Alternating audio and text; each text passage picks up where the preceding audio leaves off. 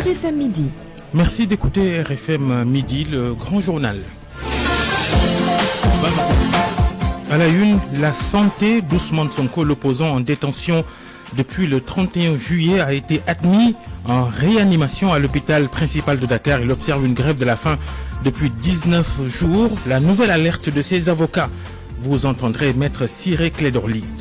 L'actualité, c'est aussi la pirogue de Fass Boye, cette pirogue de migrants clandestins qui a quitté cette plage de la région de Thiès le 10 juillet et qui a été retrouvée avant-hier au large du Cap-Vert. Révélation de la Croix-Rouge, les 63 victimes sont mortes de faim. Et puis le commandant du navire espagnol qui a sauvé les 38 survivants, il s'est exprimé dans la presse capverdienne, on le verra. Le démenti de la Commission nationale de régulation du secteur de l'énergie, pas de hausse sur les factures de courant. Le grand journal sur RFM, Georges Détié-Diop nous rejoindra avec l'actualité internationale. Le Niger, la réunion à Accra des chefs d'état-major des armées de la CEDEAO.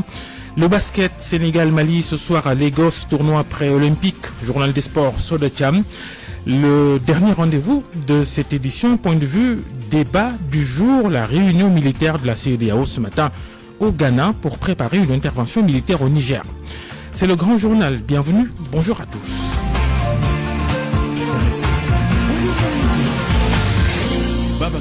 Ousmane Sonko va mal, l'opposant en grève de la faim depuis 19 jours. Depuis son arrestation et avant son placement en détention, il refuse de s'alimenter. Admis à l'hôpital principal de Dakar il y a quelques jours, il a été transféré ce matin au service de réanimation selon son parti dissous Pastef, information confirmée par ses avocats. Famadion. Au bout du fil, Maître Ciré Clédorli, l'inquiétude est perceptible dans sa voix.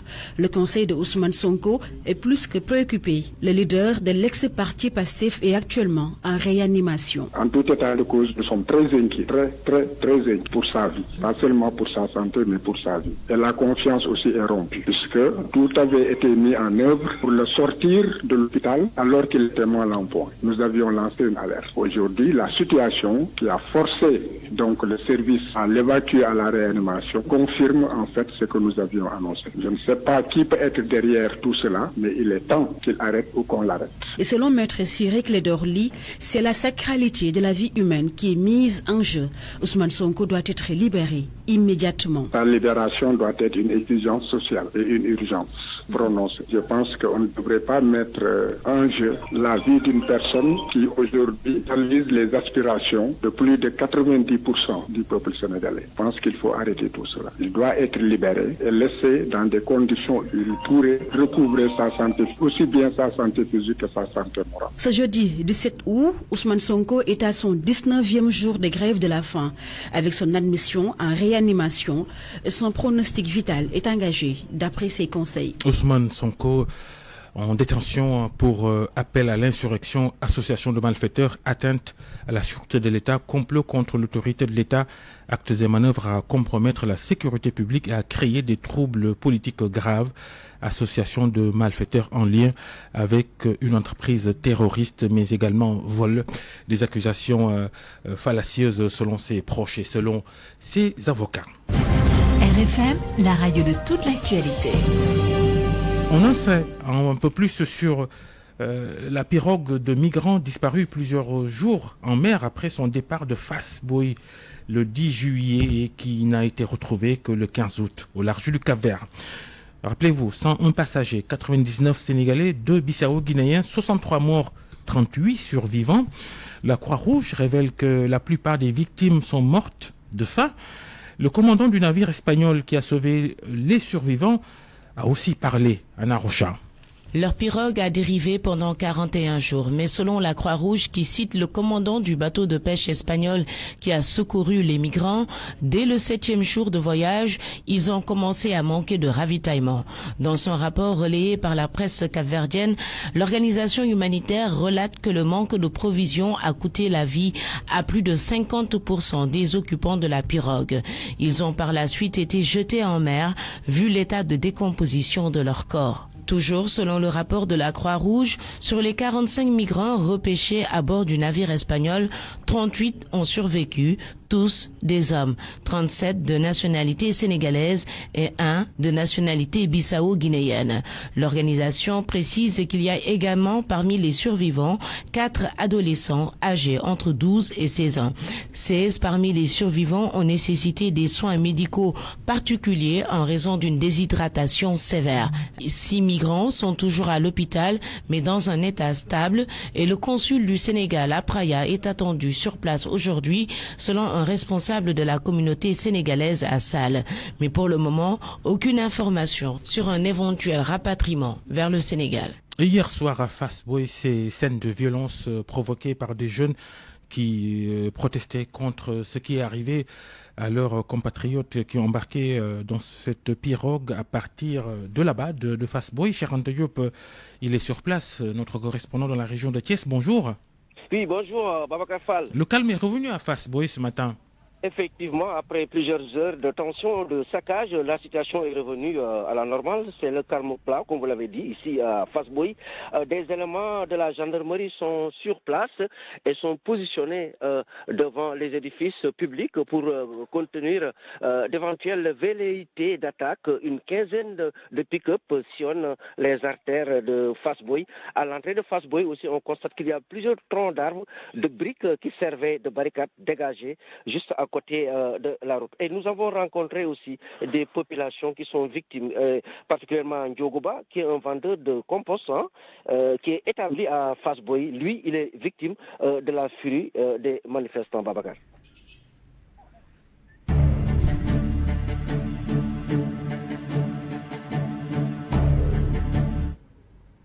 Ndiogoba, on va l'écouter. On va l'écouter. L'État n'a pas fait grand-chose. Nous estimons que nos enfants sont entre les eaux sénégalaises et capverdiennes. L'État n'a fait aucun effort. À chaque fois, ils disent que l'hélicoptère s'est déplacé, la marine est allée jusqu'au Cap-Vert, mais n'a rien vu. Oui, il y a eu des manifestations. Si ça ne dépendait que de nous, on n'en serait pas arrivé là. Mais hélas, ce qui s'est passé est déjà passé. Nous nous en remettons à Dieu. Moi, je connais 10 jeunes qui ont été embarqués. Il y a eu des blessés. Mon bébé l'a échappé belle. Il n'a que 6 mois. Des rescapés, il y en a dans les hôpitaux. D'autres ont laissé la vie dans ces mêmes hôpitaux. Et Cheikh Anta, d'autres aussi ont dénoncé ce qui est arrivé là-bas hier soir et contre le silence des autorités surtout. Ils ont tout gâché. Ils sont venus hier entre 5h et 6h. Mais on n'a pas le choix. Il faut qu'on soit patient. Mais qu'ils sachent que ce n'est pas cela la vie. Quand on n'est pas content, on peut le manifester autrement. Vous voyez, notre engrais, ils ont tout foutu en l'air. Et ils ont tout déversé sur la route. C'est ce que vous voyez comme ça et ça fait mal. On retient quoi finalement, Cheikh Anta, pour ce midi? Oui, actuellement à l'intérieur, les activités ont repris, mais les conversations tournent autour de cet événement malheureux. Et à la mosquée du village, nous constatons que les familles des victimes se concertent afin d'organiser les funérailles et le retour des rescapés. Et à signaler aussi, Babacar, il y a eu beaucoup d'arrestations. Des jeunes, en tout cas, sont actuellement en garde à vue à la gendarmerie de Mboro. Et nous sommes juste devant le magasin de stockage où on stocke ici des tonnes de légumes, des tonnes de fruits et des intrants. Mais actuellement, le magasin est saccagé, Babacar. Cheikh Anta Diop en direct de Fass Boye. Merci. Ces jeunes habitants de Fass Boye qui protestaient hier contre ce qui est arrivé, ils sont toujours en colère, c'est vrai, même si le calme est revenu. Colère contre le manque, l'absence de réactivité des autorités. Question, comment les services sénégalais n'ont pas pu voir cette pirogue dériver vers le Cap-Vert qui est à 500 km seulement de Dakar? Question à des spécialistes. Boubacar Dieng. Le Sénégal possède une façade maritime de près de 700 km, un espace donc immense pour des recherches, d'où la nécessité d'avoir un bon plan pour retrouver un navire qui a disparu. La marine, l'armée de l'air peuvent être mobilisés, nous dit le colonel à la retraite Mamadou Fofana. Il est expert en sécurité incendie maritime et terrestre. Le problème, il est très simple. Dès que le bateau est localisé, automatiquement, on regarde dans la zone environnante, est-ce qu'il y a, au niveau du radar central, est-ce qu'il y a des bateaux qui sont dans les alentours? S'il y a des bateaux qui sont dans les alentours, on les appelle directement parce que les radios sont interconnectées et on demande à ces bateaux d'orienter, de changer de mouvement et d'aller vers la pirogue. Ça, c'est un premier point. Ça, c'est des opérations à mer. L'autre opération, l'aviation militaire peut bien aller faire une reconnaissance sur le lieu si c'est pas une distance assez éloignée. Le troisième point aussi, la marine va déployer ses moyens pour aller chercher. Voilà un peu l'opération, comment elle devait se dérouler. Cela est possible si l'embarcation possède un système de localisation, mais si tel n'est pas le cas, les choses deviennent corsées. Le colonel à la retraite Mamadou Hatch est expert en situation d'urgence. Si vous survolez avec un avion dans l'eau, vous allez voir. Vous voyez même pas les petits, c'est des petites pirogues. C'est très difficile à voir. Alors si ils ont des systèmes de localisation, c'est beaucoup plus facile pour l'armée de l'air de survoler, de capter le signal et de savoir quelle est la position et donner position la position à la marine qui se déplace sur place. Mais aller rechercher une pirogue perdue, c'est vraiment un effort pour moi, pas marin, aviateur, mais vraiment démentiel, quel que soit si cette pirogue n'a pas de moyens de localisation. En protestation contre la disparition d'une soixantaine de migrants, les jeunes de Fass-Boye ont saccagé de nombreux édifices publics dans leur localité. Les deux colonels à la retraite, Mamadou Hatch et Fofana, soutiennent que l'accélération du processus de géolocalisation des pirogues devient une urgence pour éviter de pareilles situations. Autre préoccupation, ces rescapés qui ont vu 63 de leurs co-voyageurs mourir à côté d'eux en pleine mer et après plus d'1 mois de voyage. Comment les prendre en charge sur le plan psychosocial? Question avec Koumba Sanyan Faye. Ils ont souffert en mer, des migrants en partance pour l'Espagne qui sont restés des jours sans nourriture. Une situation insupportable qui a conduit à des morts dans des circonstances atroces sous le regard impuissant de ceux-là qui ont eu la chance de survivre. Des rescapés qui aujourd'hui doivent être nécessairement suivis. Dr Abdouhad Sanoko est socio-psychologue. Forcément, il devrait y avoir un traitement avec des spécialistes qui auront à leur permettre de pouvoir extérioriser tout ce qu'ils ont eu à emmagasiner dans leur propre intériorité. Leur intériorité est sous le choc. Fondamentalement, ces blessures laissent des cicatrices béates qui auront du mal à se refaire même. Ou souvent même à des traumatismes qui peuvent les pousser à tenter le suicide. L'État doit mettre en place une cellule de crise pour ce genre d'événement-là où il met des anthropologues, des sociologues, des psychologues et des psychanalystes. Pourquoi pas même des psychiatres capables de pouvoir leur donner une offre assez alléchante pour pouvoir leur permettre de revenir en société de manière beaucoup plus équilibrée. Des mécanismes capables de pouvoir leur permettre de ne pas dénaturer le reste de leur vie. Le même suivi est valable pour les rapatriés de Dakhla,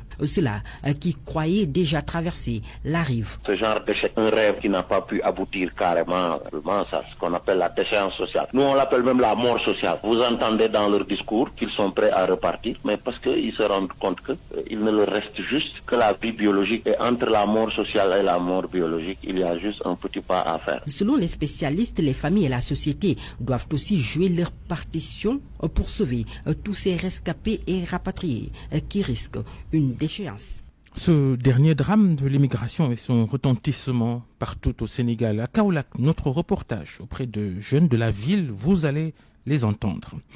Les nombreuses victimes des accidents de pirogue qui tentent de rallier l'Europe ne les dissuadent pas pour autant. Reportage de Fatou Mbow. J'ai longtemps rêvé de voyager et je suis prêt à partir dans les pirogues.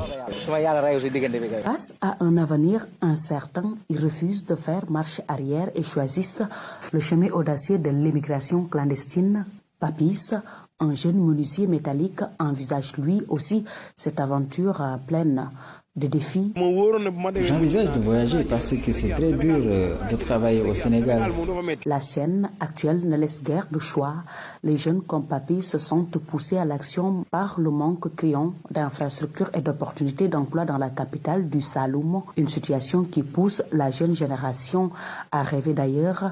Souligne-t-il. Il n'y a pas de société à Kaolack qui peuvent créer d'emplois. Il n'y a que le salin, donc le voyage est la seule alternative pour les jeunes. Sanjuru Keita, un jeune, la trentaine révolue, À peine descendu de sa moto Jakarta, opte lui pour la voie légale malgré ses préoccupations. Je ne pense pas voyager sans autant le faire légalement, mais la situation est préoccupante.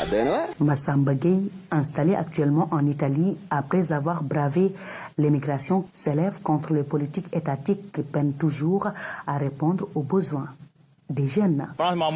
La vie en Europe est 1000 fois mieux qu'ici.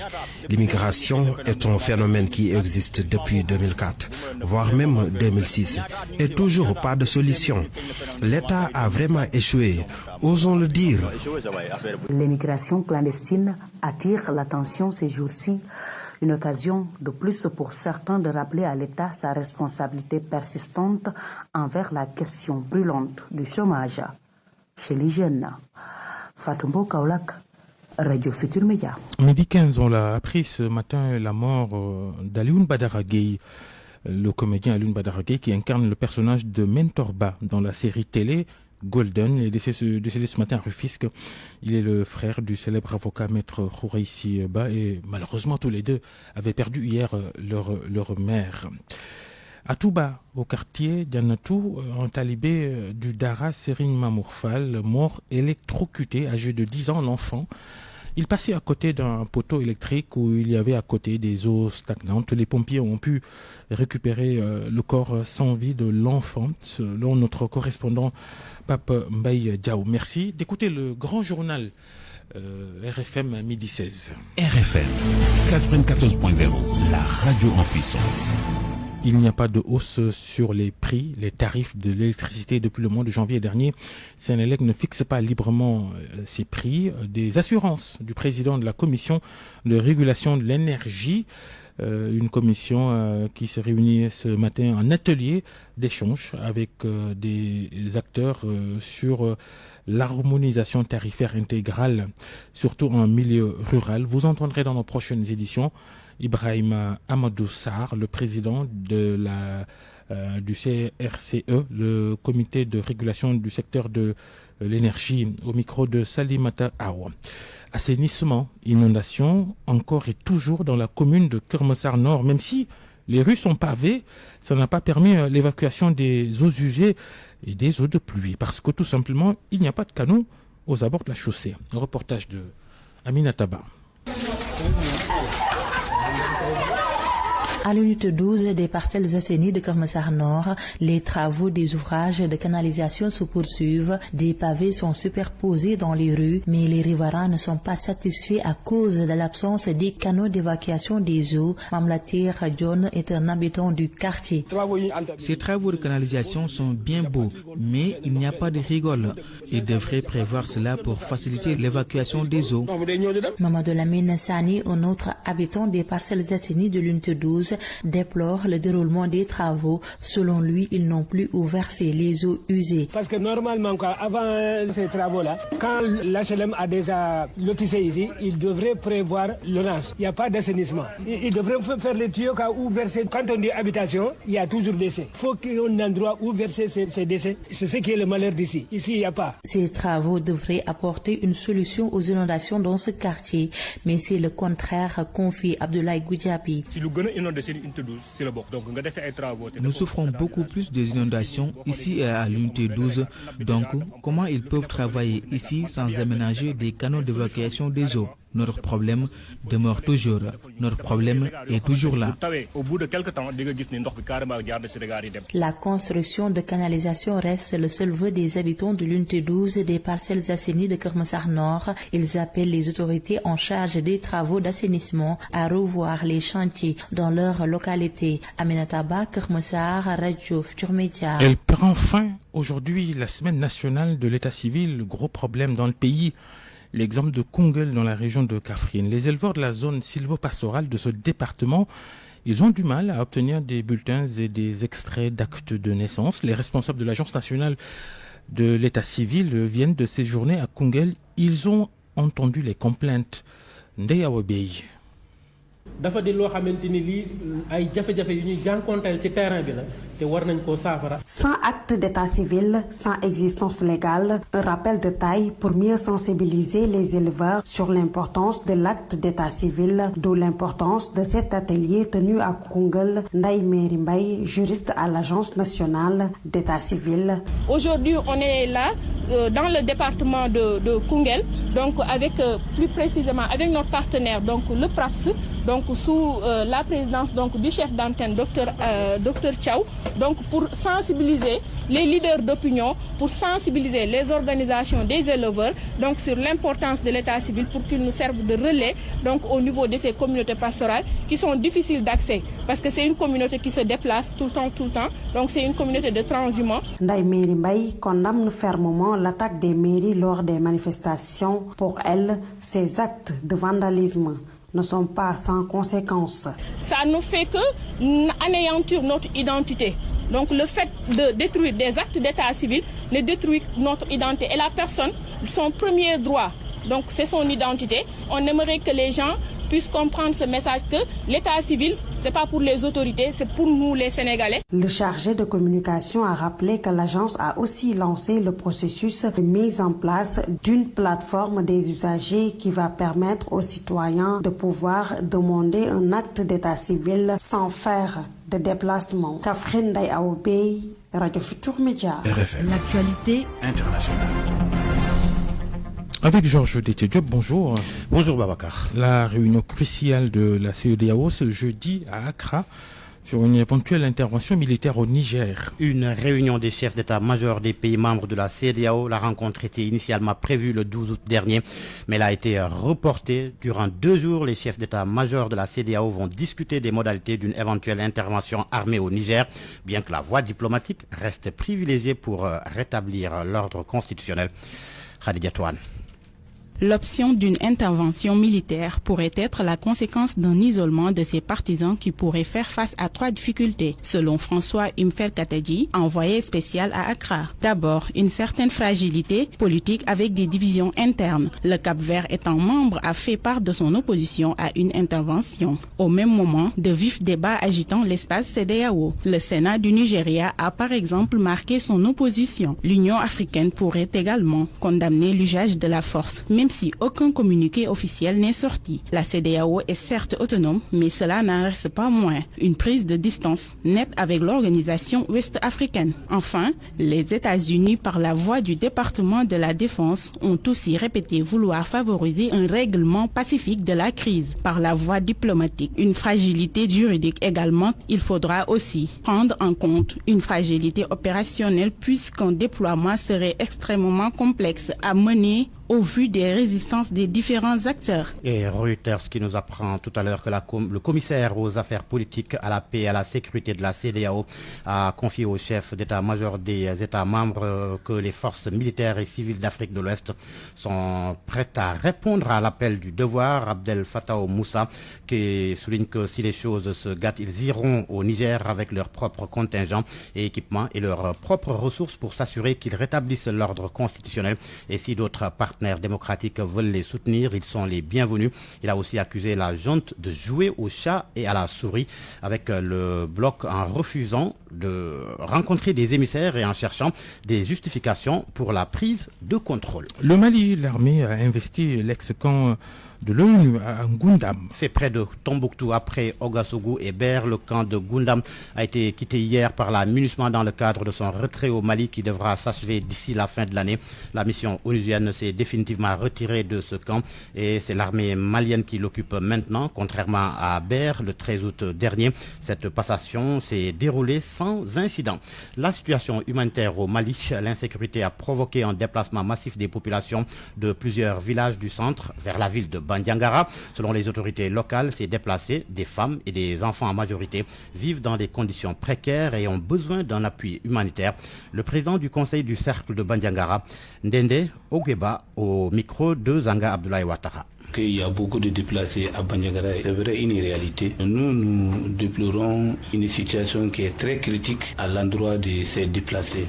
Au lieu de se limiter à dire qu'il y a beaucoup de nombre ou des déplacés, les gens devraient venir en aide pour ces déplacés. Et non seulement en vivre, et aussi en tente pour les logements. Parce que ça manque. J'interpelle aux différentes organisations humanitaires de venir à leur aide et ils sont à l'air libre. Ils ont besoin d'une aide. C'est très crucial. Nous demandons à ce que le gouvernement mette des mesures à les retourner à leur lieu habituel. On n'est plus libre que quand on est ce choix. Et le Togo maintenant, Georges Détchédiop, Pacha Gnassingbé, le demi-frère du président Faure Gnassingbé, il est de retour à Lomé. C'est RFI qui donne l'information. L'ancien ministre de la Défense incarcéré depuis 14 ans pour atteinte à la sûreté de l'État en 2009. Il avait été évacué à Libreville au Gabon en mars dernier pour raisons sanitaires. Pacha Gnassingbé est hospitalisé à nouveau au pavillon militaire du centre hospitalier universitaire Sylvanus Olympio de Lomé pour des soins de consolidation selon son médecin qui se dit confiant sur une libération prochaine de son patient.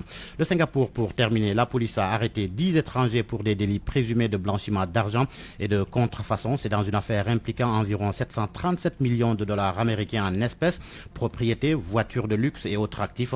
Selon Reuters, qui cite un communiqué de la police, les étrangers arrêtés sont âgés entre 31 et 44 ans et leurs nationalités sont chinoises, turques, chypriotes, cambodgiennes, entre autres. Le journal international, Georges Détchédiop, merci. Parole aux auditeurs. L'actualité, qu'en pensez-vous? Moi, je pense que vous devez. Réagissez dans nos éditions d'information sur l'actualité. Bonjour. Du lundi au vendredi, vous avez la parole sur RFM. La situation au Niger et l'intervention probable ou pas de la CEDEAO, l'intervention militaire, la réunion des chefs d'état-major des armées des pays membres de la CEDEAO aujourd'hui à Accra. Nous en parlons d'un point de vue aujourd'hui avec nos deux intervenants, le commissaire divisionnaire de police à la retraite, Cheikhouna Keita, et Barolo, spécialiste des questions de politique étrangère. Il est également spécialiste de questions de paix et de sécurité. RFM Sport. Le journal des sports de Sodatiam. Bonjour Sodam. Bonjour Babacar Fall. Le basket, le tournoi pré-olympique de Lagos, les Lions du Sénégal face aux Aigles du Mali. Déjà qualifiés pour les demi-finales, le Sénégal et le Mali s'affrontent pour la première place de la poule A. Les deux protagonistes ont battu d'entrée le pays hôte, le Nigeria, désormais éliminé en derby ouest-africain qui s'annonce palpitant selon le sélectionneur adjoint des Lions du Sénégal. Mamadou Gueye Pabé reste confiant même s'il reconnaît que l'équipe malienne détient quelques bons joueurs. Je vous propose de l'écouter. Je retiens que c'est une très bonne équipe avec la même philosophie que l'AS Police qui avait pratiquement joué la BL et que nous avions rencontré à Dakar avec le même style de jeu, les mêmes coachs qui sont sur le banc. Il va falloir les prendre au sérieux parce qu'ils sont dans la continuité de ce qu'ils avaient fait à la BL. Ils étaient qualifiés 3e, donc une équipe vraiment à prendre au sérieux de la première à la dernière seconde. Nous comptons aborder le match avec beaucoup de sérénité en se basant sur nos principes de jeu, c'est-à-dire gagner les duels de 1 contre 1, assurer la rotation défensive, prendre soin de la balle, boxe au rebond, les prendre surtout au sérieux. Parce que j'ai vu une équipe jeune, dynamique, pleine d'énergie hier contre le Nigeria. Il va falloir donc les prendre au sérieux, se concentrer de la première à la dernière seconde pour espérer gagner ce match. Mamadou Gueye Pabi, la rencontre Sénégal-Mali est prévue à 17h et ce sera en direct sur la radio Futur Média dans la poule B. Le Cameroun s'est qualifié pour les demi-finales après avoir battu hier la Tunisie 83-70.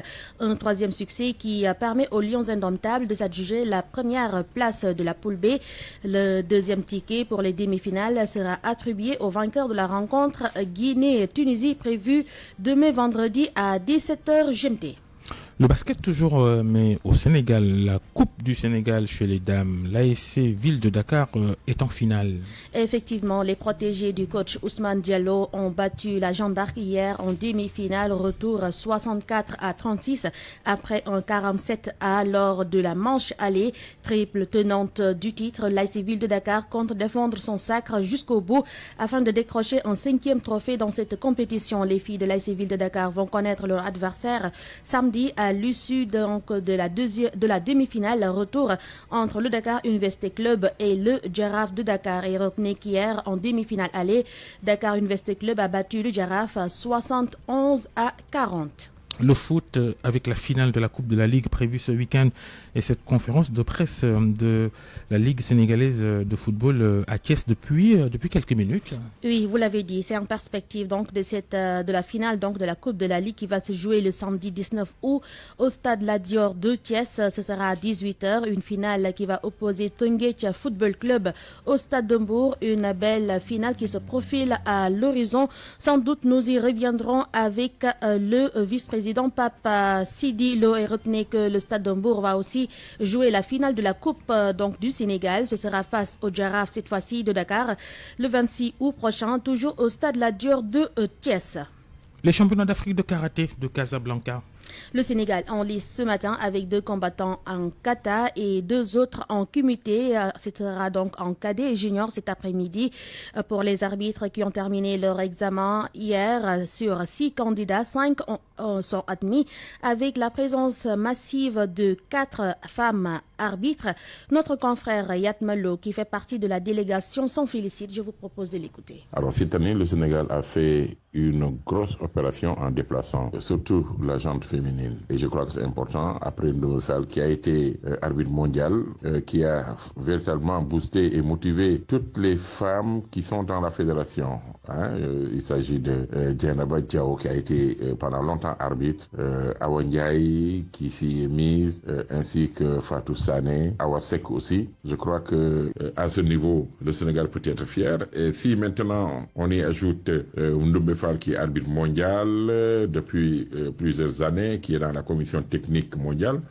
Maintenant, on a des arbitres continentaux. Il y a Alinar Ndao qui est arbitre mondial, Alinar qui séjourne à Besançon, qui est le grand frère de Fodé Ndao, qui a été champion d'Afrique, champion du Sénégal, Alinar Ndao. Je crois que c'est toute une fierté, parce que si Alinar Ndao se sacrifie pour véritablement arriver à un certain niveau, c'est parce que il croit au karaté sénégalais. Il est devenu maintenant arbitre combat A, juge mondial, juge africain A. Donc bravo à nos 4 femmes qui sont venues.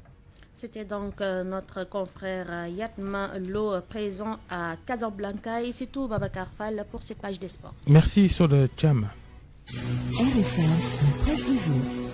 La revue de presse de Georges Diop et à la une, les drames de la migration. Ça ne s'estompe pas. Non, la saignée ne s'estompe pas, relève Sud Quotidien. Il s'agit bien sûr des drames de la migration irrégulière par voie maritime. Sud, comme d'autres journaux, s'arrête ce matin sur le sauvetage au Cap-Vert de 38 migrants de la pirogue ayant pris départ à Fass-Boye avec à son bord 101 personnes. Sud parle d'un drame de plus enregistré chez les candidats à l'immigration irrégulière. Preuve, selon mon confrère, que le phénomène avec son corollaire de mort ne s'arrête pas. Pendant ce temps, le quotidien fait état de 60 morts dans l'embarcation et souligne qu'une autre partie de la localité a été sauvée au Maroc. L'Observateur se saisit aussi du sujet. Le journal du groupe Futur Média rapporte qu'après plus d'un mois de recherche de leurs enfants disparus en mer, alors qu'ils voulaient se rendre en Espagne, le village de Fass-Boye a la malchance de retrouver leur pirogue dans une situation tragique. Pour les parents, ce mal pouvait être évité car ces migrants étaient à 100 km de Dakar. Mais quelle solution face au phénomène? Le professeur Ali Tandian, enseignant-chercheur à l'université Gaston Berger de Saint-Louis et président de l'Observatoire sénégalais des migrations, confie dans Sud Quotidien qu'une réponse aux migrations ne devrait pas se limiter au service du ministère de l'Intérieur et du ministère des Affaires étrangères. L'affaire Mama Koundoul à présent, l'affaire Mama Koundoul du nom de cette femme en état de grossesse kidnappée puis retrouvée sans bébé. L'Observateur fait état de rebondissement dans la dite affaire. Selon les informations du confrère, cette histoire est montée de toutes pièces. Mama Maman Koundoul n'a jamais été enceinte. Enquête qui se pose la question de savoir où est passé le nouveau-né indique que Maman Koundoul est placée en garde à vue après avoir été auditionnée, le temps de tirer cette affaire au clair. La victime avait fait savoir que ses agresseurs ont emporté le bébé avant de l'abandonner dans la rue à Castor, ce que confirme Libération qui se fait l'écho du procès verbal d'enquête. Mon confrère souligne que contrairement à la rumeur, aucun ravisseur n'a été arrêté à Sangalkam. Selon Libération, Mamfama Koundoul a été conduite hier à l'hôpital pour des vérifications sur sa grossesse et son accouchement. À la une de Source A, l'état de santé d'Ousmane Sonko qui s'est davantage dégradé ces dernières 48 heures. Vers la réanimation, s'exclame le journal. Un proche du leader de l'ex-Pastef confie au journal que sa situation clinique s'est davantage dégradée entre le 14 et le 15 août dernier. Il est devenu très faible. Si on m'apprend qu'il est admis en réanimation, je ne serai pas surpris, dit-il dans le journal Source A. La réanimation serait la suite logique si Ousmane Sonko continuait de refuser de s'alimenter, car en plus de ne pas se restaurer, il refuse de bénéficier de soins médicaux. Selon Source A, le maire de Ziguinchor est resté sourd aux sirènes du médecin colonel, premier responsable du pavillon Teranga, qui est à son chevet et qui est suppléé par son collègue médecin du même grade et chef du département santé de l'administration pénitentiaire. La candidature de Benno Bokk Yakaar à la présidentielle. Boun Abdallah Dionne occupe les unes de certains journaux. Mahammed Boun Abdallah Dionne qui, selon le journal Rewmi, réclame le brassard de capitaine. Le mandat renchérit que Boun Abdallah Dionne tempère les ardeurs. Après les coulisses, manœuvre au grand jour, croit savoir Vox Populi. Mahammed Boun Abdallah Dionne dit mettre à l'aise Macky Sall, mais convoite le brassard de l'équipe Benno Bokk Yakaar. Abdoulaye Daouda Diallo, lui, et ses soutiens s'activent jusque sur les réseaux sociaux. Dans l'entourage d'Amadouba, on a lancé la campagne Nena Waw et des caciques du régime ont émargé. Face à cette situation, Direct News se pose la question de savoir si la carte blanche a été retirée à Macky Sall. On assiste, selon mon confrère, à un activisme fébrile de la part des candidats à la candidature. Ces derniers ont-ils changé de fusil d'épaule? Des ministres et des directeurs généraux ont manifesté leur désir d'être le porte-étendard de Benno. Abdoulaye Daouda Diallo est en train de faire des mains et des pieds pour obtenir le maximum de soutien du côté des responsables de l'Alliance pour la République et de Benno Bokk Yakaar pour porter sa candidature. Ali Ngouille est formel, je ne suis pas prêt à désister à ma candidature. Mansour Faye, dont la candidature a été rejetée par le président Macky Sall, aurait un candidat caché. La démarche de ces ministres n'est-elle pas assimilable à une défiance à quelqu'un à qui on a délivré cette carte blanche pour choisir? En tous les cas, le journal rapporte les propos de Amadouba selon lesquels c'est en étant unis autour du président Macky Sall, de son parti et de Benno que la victoire de 2024 sera assurée. Les sports pour terminer à la une de Sunulam. Reug Bombardier, le choc calé au 24 décembre. Reug attendu à Dakar ce jeudi, un face-to-face en Gambie. À vos kiosques et bonne lecture. Midi 36, point de vue avec nos deux invités, le commissaire divisionnaire de police à la retraite Cherna Sadbou Keita. Bonjour. Bonjour mon cher, comment ça va? Ça va et vous? Baralo est avec nous également. Vous êtes spécialiste des questions politiques, des questions de politique étrangère. Vous vous intéressez aussi aux questions de paix et de sécurité. Bonjour. Bonjour, M. Fall. Alors, commissaire Keita, avec vous d'abord, cette réunion, parce que le sujet c'est la situation au Niger et la probable ou improbable intervention militaire de la CEDEAO. Deuxième réunion des patrons des armées des pays membres de la communauté des États de l'Afrique de l'Ouest, réunion qui se tient à Accra au Ghana. Vont-ils aller jusqu'au bout, les pays de la CEDEAO qui sont pour une intervention militaire? Est-ce que cette réunion va le décider? Bon, à mon avis, d'abord, il faut comprendre que la CEDEAO n'est pas forcément partie, malgré ce ton très haut, n'est pas forcément partie pour opter définitivement pour une intervention militaire. Mais il se trouve que compte tenu d'un certain nombre d'éléments antérieurs à cette situation-là, à savoir tous les coups d'État qui ont eu lieu dans cette zone, bon, et qui l'ont amené à procéder autrement, à procéder par une démarche de dialogue visant à organiser avec les putschistes une transition directement, bon, elle n'a jamais réussi à faire reculer les choses. Là, je crois qu'au départ, elle est allée mettre la barre très haut pour montrer que, en fait, il y a des règles, il y a des principes et il y a des règles par lesquelles il faut passer pour régler de telles questions. La réunion d'aujourd'hui au Ghana ne signifie pas que définitivement on va tout droit vers une intervention militaire. D'autant que les intérêts qui sont en jeu aujourd'hui sont extrêmement importants et il faut avoir la mesure de la situation et mesurer l'intérêt des populations nigériennes qui risquent de se retrouver entre 2-3 feux. La France étant impliquée dans cette affaire qui semble jouer sa carte toute seule. Pas officiellement en tout cas, la France. Elle ne? Pas officiellement en tout cas. Pas officiellement, je dis qu'il semble jouer sa propre carte, je veux dire pas officiellement, mais avec les informations qu'on a, la France semble être restée vigilante à dire que ses intérêts passent avant tout. Maintenant, qu'est-ce qu'elle dit? Qu'est-ce qu'elle va faire? On ne sait pas. Les Américains ont des intérêts sur place qui ne semblent pas... Les États-Unis qui privilégient la voie diplomatique toujours. Oui, mais j'en arrive là. Les Américains privilégient la voie diplomatique alors que les Français sont coincés quelque part parce qu'ils sont expulsés d'un peu partout. Vous voyez la situation dans laquelle maintenant se retrouve la CEDEAO avec... Ce que vous dites est vrai, commissaire Keïta, parce que quand la France a été, entre guillemets, chassée du Mali, ils se sont repliés justement au Niger, les soldats français. Effectivement, les soldats français se sont repliés au Niger, mais au-delà de ça, la France a des intérêts économiques extrêmement importants et stratégiques à ce niveau-là. Donc, sa réaction est attendue. Mais les Américains ont privilégié, eux, de ne pas forcer, de ne pas suivre les Français dans cette logique-là, de ne pas les encourager à aller dans cette direction. Voyez un peu. S'il faut défendre les intérêts des populations que les putschistes semblent vouloir placer en chair à canon, parce qu'ils les exhortent à aller au front, les jeunes, et ainsi de suite. Vous voyez la situation comme elle est tendue. Moi, je crois que de la réunion du Ghana sortira une décision, mais pas celle de foncer directement et d'aller affronter une quelconque armée. Surtout quand on sait que c'est devenu une véritable poudrière. On ne sait pas comment vont réagir tous les États militarisés désormais qui entourent le Niger. On ne sait pas, c'est une poudrière. Oui. La CEDEAO est consciente de toutes ses responsabilités. Elle met la barre très haut, mais c'est pour pouvoir discuter certainement. Oui, très, très certainement.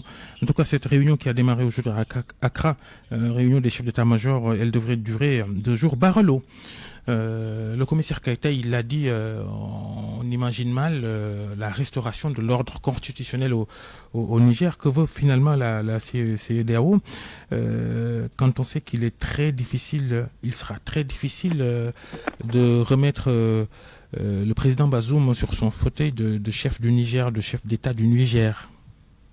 Merci beaucoup, M. Fall. Merci au commissaire Keïta. Alors, je pense que déjà on est en face d'un état de fait qui sera difficile de changer. Traitant compte aujourd'hui du état-major, je pense s'inscrire dans une dynamique peut-être de crédibilisation, en tout cas de l'option militaire qui a été avancée. Mais quand on regarde l'évolution de la situation, il est peu probable qu'on en arrive vraiment à l'effectivité d'une telle intervention pour plusieurs raisons.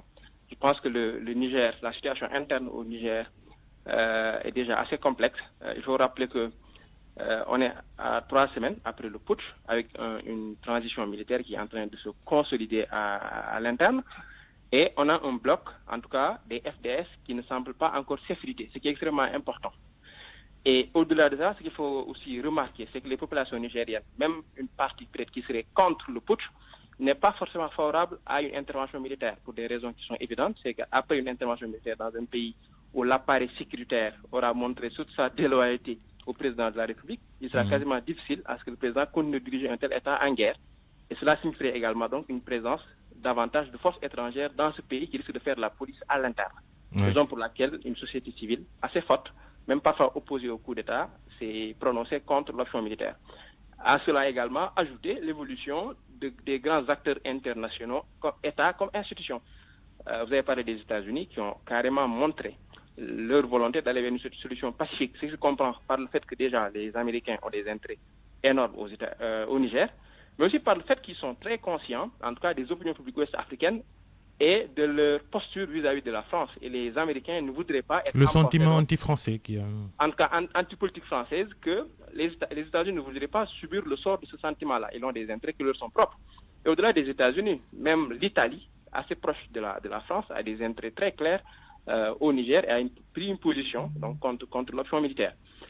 Et la dernière réunion du Conseil pays sécurité de l'Union africaine également a montré la voie en disant justement que l'option militaire ne devait pas être privilégiée. Ce qu'il faut considérer, puisqu'il faut rappeler que la force en attente de la CEDEAO s'inscrit dans l'architecture globale de paix et de sécurité de l'Union africaine. Il y a une articulation.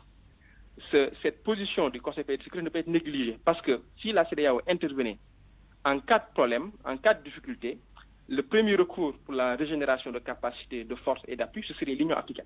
Et la position du Sénégal maintenant, pourquoi le président Macky Sall il n'a pas dit non à une intervention militaire et il s'aligne derrière les positions du Nigeria, de la Côte d'Ivoire Alors, je ne pense pas que le Sénégal s'aligne forcément derrière les positions du Nigeria. Il faut comprendre la position du Sénégal peut-être sous deux angles. Déjà, si on prend l'histoire propre du Sénégal, le Sénégal est entre guillemets habitué à faire des interventions dans ces cas. On l'a eu en Gambie 2 fois, 80-81. On l'a eu en Guinée-Bissau, peut-être sous le cadre d'accords bilatéraux. Mais aujourd'hui, le Sénégal est un membre important de la CEDEAO. En tout cas, on est avec la Côte d'Ivoire, les deux acteurs francophones importants de la CEDEAO. Le Sénégal porte un discours et un positionnement de rayonnement de la démocratie. Ensuite, aujourd'hui, il faut rappeler, la force africaine, la force en attente de la CEDEAO est dirigée par un officier général sénégalais, ce qui n'est pas assez rappelé aujourd'hui dans le débat. Donc, il serait difficile que le Sénégal, qui commande la force en attente, se soustraye d'une décision qu'aurait prise la Commission ou la CEDEAO. Donc c'est comme ça qu'il faut comprendre la posture. Parce que dans le fond, le Sénégal n'a aucun intérêt à aller faire la guerre au Niger du point de vue économique, fondamentalement. C'est davantage pour une cohérence dans l'approche. Maintenant, pour moi, l'autre question à poser, c'est si le Sénégal devait participer, quelle devrait être la contribution du Sénégal. Parce que ce qu'il faut voir, c'est que généralement, dans ces interventions-là, sont les États qui ont le plus intérêt à agir, qui les portent, qui davantage fournissent en tout cas les ressources.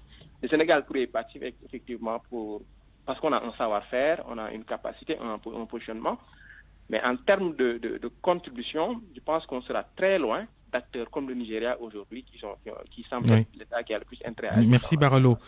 Commissaire Cheikhna Keïta, la ministre des Affaires étrangères du Sénégal, Aïssata Tall Sall, avait dit que c'était le coup d'État de trop. Elle n'a pas tort. Ne pas intervenir au Niger serait une façon d'encourager les coups d'État, non, ici en Afrique, notamment en Afrique de l'Ouest.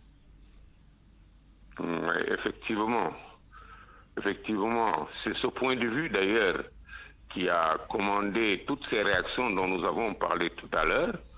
C'était le coup d'État de trop. Et il fallait donc changer de démarche par rapport à la manière de traiter ces questions-là. C'est pourquoi la CEDEAO a mis la barre très haut et en attendant maintenant de voir autour d'elle les réactions qui pourraient permettre de redirectionner. Comme je l'ai dit, il y a beaucoup d'intérêts qui se jouent au Niger et une déclaration de la ministre des Affaires étrangères dès le départ de cet événement-là ne conditionne pas le reste. C'est une attitude de principe qui, au départ, a déterminé la forme de la réaction de la CEDEAO, c'est-à-dire dire c'est un coup d'État de trop, il faut immédiatement revenir à l'ordre institutionnel normal. Mais c'est le principe, c'est cela qui définit la démarche, revenir à l'ordre institutionnel normal. Maintenant, par quoi? Par une option qui n'est pas celle-là de la transition et autres modalités qui ont été pratiquées ailleurs. On est arrivé là à proposer une intervention militaire. Encore une fois, c'est pour rester sur le principe de c'est le coup d'État de trop. Mais comme on l'a dit tout à l'heure, il y a tellement d'intérêts qui se jouent là et des intérêts divergents, des intérêts de gens d'État qui ne peuvent pas forcément aller dans la même direction, des positions qui dépendent d'intérêts aussi et de positions. Je félicite mon co-intervenant là et consort sur l'analyse de la position du Sénégal, qui effectivement est tenu de suivre les décisions parce qu'elle est tenue de porter du fait du commandement qui est entre ses mains, et est tenue d'accompagner toutes les décisions qui vont dans ce sens-là, mais il faut s'attendre plutôt à ce qu'on aille vers des ouvertures dans le sens d'aller récupérer aujourd'hui. Il est utopique de penser que, quel que soit ce qu'on fera, il est utopique de penser que les militaires vont reculer et permettre à Bassoum de revenir. Donc il faut privilégier le dialogue, d'autant que, quel que soit Alpha, il y a des solutions qui sont prenables là. Le Sénégal n'a pas de souci à se faire pour son destin par rapport au coup d'État, parce que nous avons des réalités qui sont quelquefois, qui sont quelque part plus fortes que celles-là qu'on a ailleurs. Mais c'est un cas d'école à partir duquel le Sénégal va devoir réviser un certain nombre de sujets en ce qui concerne sa sécurité intérieure, mais au-delà de ça, c'est une question de principe simplement. Oui, c'est ce Sénégalais qui dirige la force dans la CEDEAO, le général de brigade Maktar Diop. Merci, commissaire Keïta. On termine avec vous, Baralo, sur cette question en 1 minute. Alors, on a remarqué que c'est difficile d'intervenir militairement et de restaurer l'ordre constitutionnel quand ces situations-là arrivent, surtout en Afrique. Il y a aussi que les soldats, quand ils sont au pouvoir, ils lâchent pas. Ils donnent des délais pour organiser des élections démocratiques qu'ils ne respectent presque jamais. Le Mali, la Guinée, le Burkina, on ne parle pas d'élections là-bas pour le moment. Alors, c'est extrêmement difficile, vous l'avez dit. Et le contexte est d'autant plus complexe que on a déjà 3 pays, la Guinée, le Mali et le Burkina, donc qui sont dans cette transition-là. L'option militaire dans le cas du Niger est difficile déjà parce que le fait que le Mali et le Burkina se soient opposés à l'intervention militaire, cela réduit les possibilités opérationnelles déjà pour la CEDEAO. Donc contre une armée, comme je dis très souvent, qui est mobilisée depuis une dizaine d'années et combative. Aujourd'hui, la CEDEAO a de gros problèmes parce que... Et attention aussi aux soldats nigériens, de grands spécialistes du désert. Du point de vue opération, c'est pas donné d'avance. Voilà. C'est des gens qui sont opérationnels, qui se battent. Et le Niger était le pays qui s'en sortait mieux, en tout cas contre le terrorisme aujourd'hui, dans le Sahel. Maintenant, comme je dis, la CEDEAO souffre d'un discrédit. Parce qu'aujourd'hui, on regarde que l'opinion n'est pas très portée à supporter l'option de la CEDEAO, parce qu'il y a un discrédit dont l'organisation souffre, parce qu'elle n'agit pas toujours, en tout cas contre les écarts ou les habits portés par des acteurs politiques civils. C'est parce que aussi les chefs d'État civils aussi, leurs limites, ce sont aussi ces incohérences démocratiques, ces insuffisances démocratiques dans leur pays, dans leur gouvernance. Insuffisance face à laquelle la CEDEAO ne peut pas faire grand chose. Donc aujourd'hui, il faudrait, je pense, au-delà de tout ça, aller vers une réforme de la CEDEAO pour renforcer pour moi 2 organes qui sont importants, la Cour de justice de la CEDEAO et le Parlement de la CEDEAO. Pour essayer un peu de mieux contenir l'élan de la conférence des chefs d'État qui parfois finit par dévoyer en tout cas la mission et la portée de la CEDEAO, qui est une organisation importante, il faut le rappeler, qui est l'un des meilleurs exemples d'intégration que nous avons aujourd'hui en Afrique. Bien. Merci Baralo. Merci au commissaire Keïta. 12h50, c'est la fin de ce grand journal. Lamine Sow et Yacine Pouy à la régie, à la production Kaderlo et Matar Samb, à la réalisation Seydou Nourouba et Fama Dione. Seydou Nourou, vous le retrouverez à 13h pour le grand journal en Wolof. Restez avec nous et les programmes continuent sur RFM.